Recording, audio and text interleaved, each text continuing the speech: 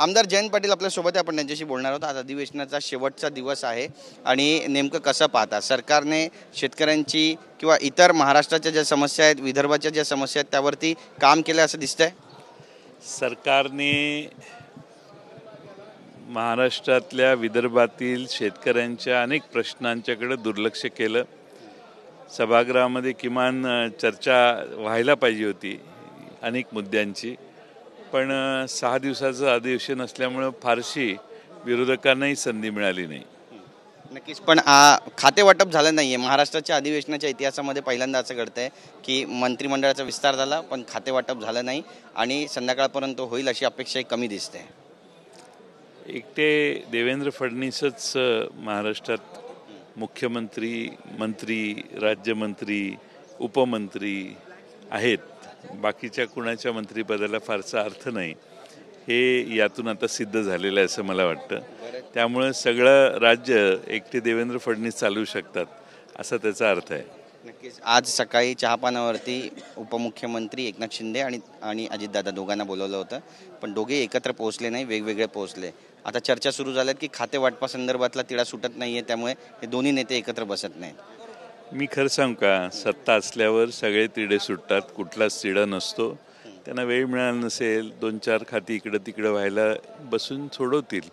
फार देव पाण्यात घालून कुणी बसू नये, कारण सत्ता असल्यावर कुणी इकडे तिकडे जात नाही। सगळे त्यांचे ॲमिकेबली प्रश्न सुटतील। अधिवेशन संपल्यावर थोडासा मोकळा वेळ मिळेल, त्यात बसून ते सगळे खाती वाटप निवांत होईल। तुमच्याबाबत बऱ्याच चर्चा झडत आहेत आणि एक जे मंत्रिपद रिकामी ठेवलं आहे, अमोल मिटकरी म्हणतात ते जयंत पाटलांसाठी आहे, त्यांचं स्वागत आहे जर ते आले तर।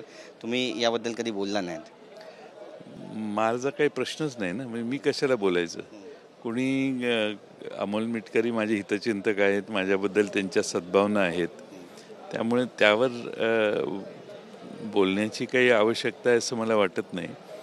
आणि मी विरोधी पक्षात आहे, विरोधी पक्षाचा सदस्य आहे, त्यामुळं चर्चा काही असल्या तरी मी शरद पवार साहेबांच्या पक्षाचा अध्यक्ष आहे, पक्षाचा विधानसभेचा सदस्य आहे, तर चर्चा होत राहतात। नक्की, शरद पवार साहेब आज बीडमध्ये गेलेले आहेत आणि संतोष देशमुख हत्याकांडाचे जे सूत्रधार आहेत त्यांना धडा शिकवायलाच हवा असं ते म्हणतायत। आरोपींना धडा शिकवायला हवा, हे विधान किती महत्त्वाचं आणि गंभीर आहे?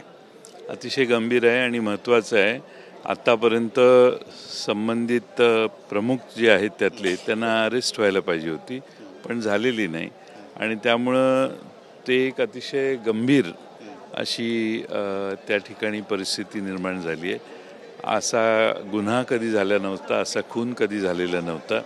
अतिशय निगृणपणाने एका सरपंचाला मारण्यात येणं हे अत्यंत धक्कादायक आहे। त्याची चर्चा सभागृहात झाली, सरकारनेही गोलगोल उत्तर दिलं। सरकारने ठामपणाने यांना जेरबंद करू, 24 तासात करू, 48 तासात करू।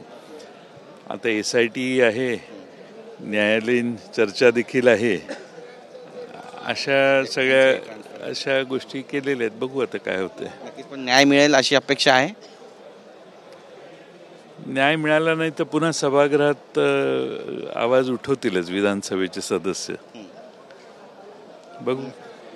एक राजकीय प्रश्न विचारायचा होता। संजय राऊत यांचं आज एक महत्त्वाचं विधान आहे, ते म्हणतात की आता आम्ही महानगरपालिका आणि ग्रामपंचायत निवडणुका ज्या आहेत त्या स्वबळावर लढण्याचा विचार करू। या विधानाकडे नेमकं कसं पाहता? म्हणजे हे बंडाचे संकेत वाटतात, शिवसेनेचे महाविकास आघाडीतून बाहेर पडण्याचे संकेत आहेत?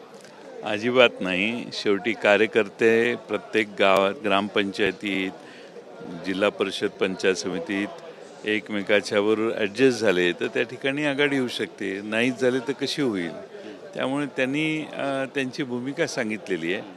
लढणार नाही असं नाही, जिथं आवश्यक असेल तिथं एकत्रित येतीलच। याला जोडून एक प्रश्न असा सुद्धा आहे, कारण गेल्या काही दिवसांपासून आपण विधान भवनामध्ये चित्र पाहतोय। उद्धव ठाकरे पोहोचले, त्यांनी देवेंद्र फडणवीसांची भेट घेतली, विधानसभा अध्यक्षांची भेट घेतली, त्यानंतर कालच आदित्य ठाकरे यांनी देखील देवेंद्र फडणवीस यांची भेट घेतली। आता चर्चा सुरू झाली आहे की भाजप कुठेतरी शिवसेना उद्धव बाळासाहेब ठाकरे पक्षाला आपल्याकडे खुणावत आहे, असं वाटतं तुम्हाला? असं नसतं, लोक एकमेकाला भेटत असतात, काही ना काही फॉर्मॅलिटीज असतात, लोक भेटतात, लगेच तो तिकडे जाणार, हा इकडे येणार, अशा चर्चा करणंच मुळात चुकीचं आहे। धन्यवाद बातचीत केल्याबद्दल। कॅमेरा पर्सन योगेश गुरवचा, गिरीश गायकवाड, TV9 मराठी, नागपूर।